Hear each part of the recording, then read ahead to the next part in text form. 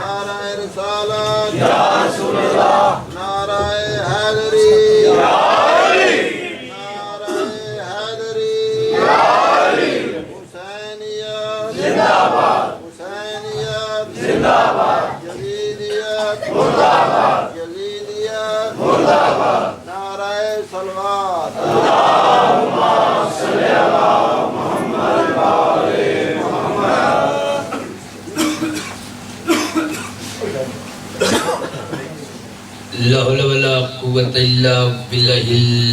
العلي العظيم بسم الله الرحمن الرحيم الحمد لله الذي هدانا لهذا وما كنا لنهتدي لولا أن هدانا الله لقد جاءت رسل ربنا بالحق الصلاة والسلام والتحية والإكرام على سيد أصل ما في الوجود سر الله في كل موجود نقطة دائرة الوجود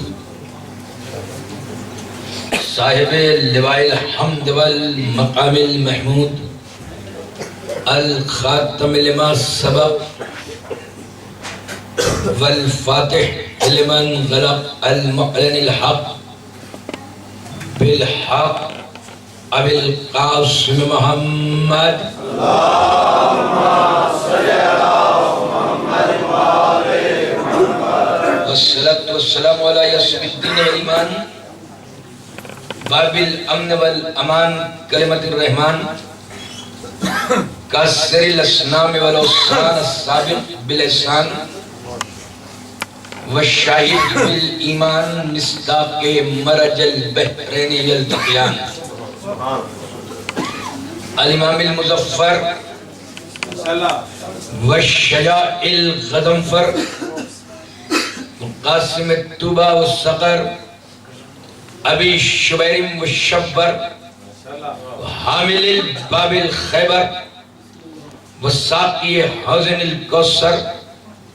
الذي سمته أمه حيدر الإمام المختار صاحب ذو الفقار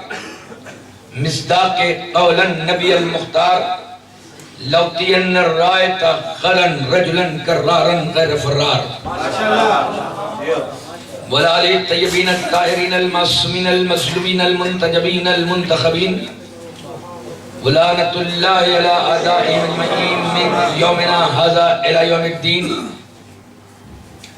أما بعد فقد قال الله سبحانه وتعالى في الكتاب الحكيم بسم الله الرحمن الرحيم قد جاءكم من الله نور وكتاب مبين صلوات بجماعة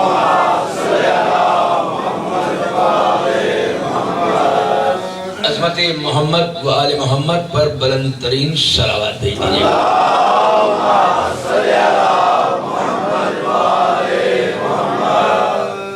اس مقدس و محترم امام بارگاہ میں عشرہ محرم کے سلسلے کی یہ چھٹی گفتگو آپ حضرات کی شاداب سماعتوں کی نظر ہو رہی ہے بحمد اللہ آپ جس کثیر تعداد میں اس پرشیدہ پر حاضری دے رہے ہیں میں القیام ایسوسیشن انتظامیہ کی جانب سے اور اپنی جانب سے آپ حضرات کا شکر گزار ہوں، جس جذبہ ایمانی جوش ولولے اور عقیدے کے ساتھ آپ میرے معروضات کو شرف سماعت عطا کر رہے ہیں۔ میرے پاس الفاظ نہیں ہیں جن کا سہارا لے کر میں آپ کا شکریہ ادا کر سکوں، لیکن خصوصی دعا گو ہوں کہ جتنے حاضرین جو مرادیں لے کر، جو منتیں لے کر اس آستانے پر آ رہے ہیں، کربلا کے شہیدوں اور شام کے اسیروں کی عظمتوں کے صدقے میں ان کی ایک ایک دعا کو باب استجابت تک پالنے والے پہنچائے۔ خاص کر کے آج کی اس خصوصی مجلس میں شکر گزار ہوں اپنے میزبان جناب راجہ غضنفر صاحب کا، راجہ ذوالفقار صاحب کا، کہ جس برادرانہ محبت اور شفقتوں کے ساتھ وہ میری میزبانی کر رہے ہیں۔ میرے پاس سوائے دعاؤں کے لیے کچھ نہیں ہے۔ دعا کرتا ہوں کہ ان کی ایک ایک دلی تمنا کو صدقہ پنجتن میں خالق حق درجہ قبولیت عطا کرے۔ خاص کر کے ہمارے شیخ صاحب فرانس سے یہاں مجالس سننے کے لیے ہی تشریف لائے ہیں، ان کے لیے بھی دعا گو ہوں کہ بی بی زہرا سلام اللہ علیہا ان کی حاضری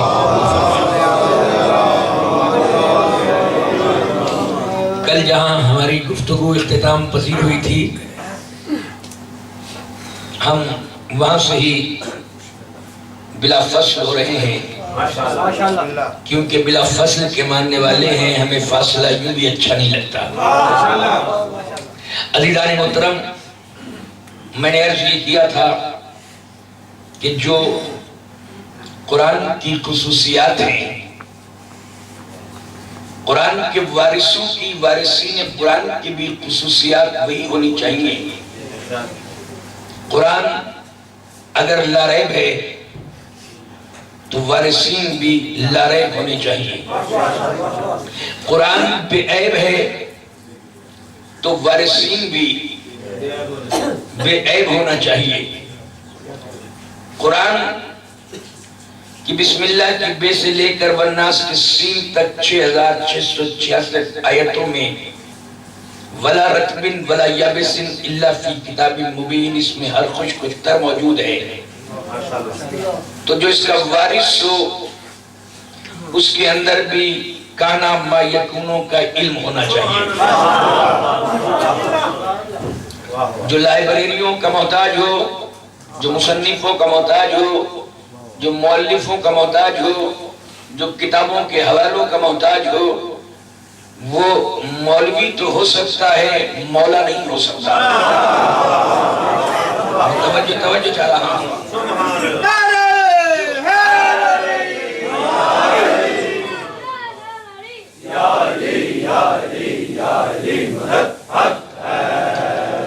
کتاب حجت الہی ہے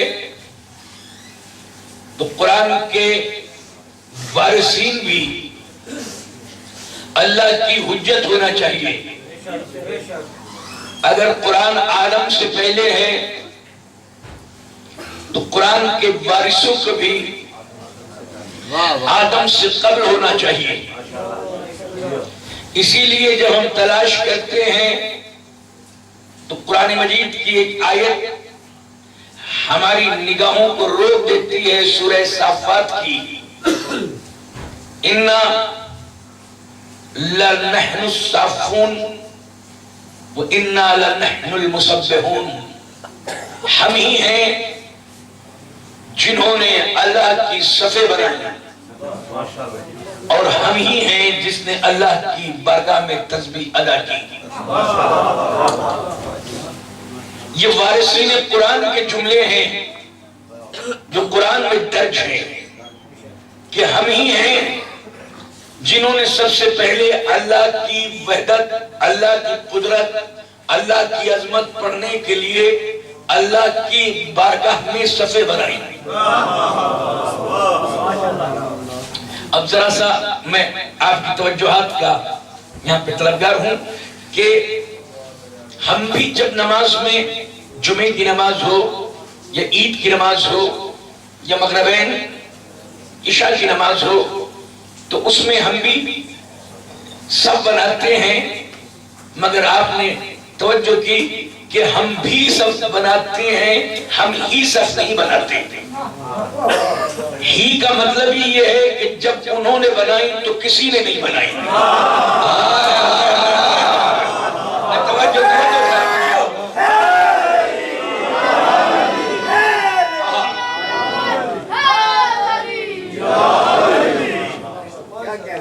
ہی کا مطلب یہ ہے کہ جب انہوں نے سب بنائی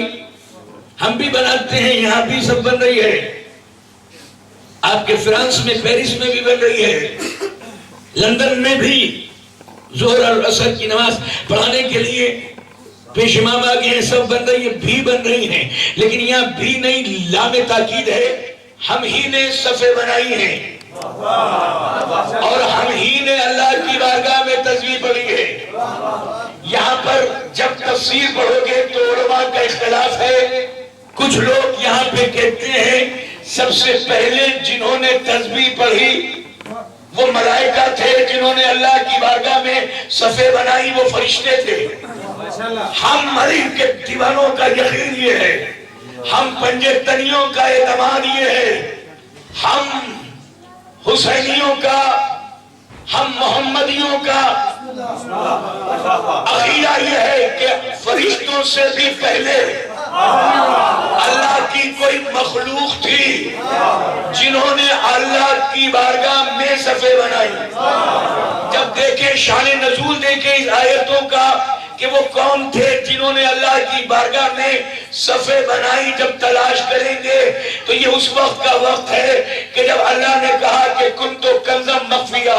میں چھپا ہوا خزانہ تھا، میں نے چاہا کہ میں پہچانا جاؤں، اس نے چاہا، جب وہ دل ہی نہیں رکھتا تو چاہا کیسے؟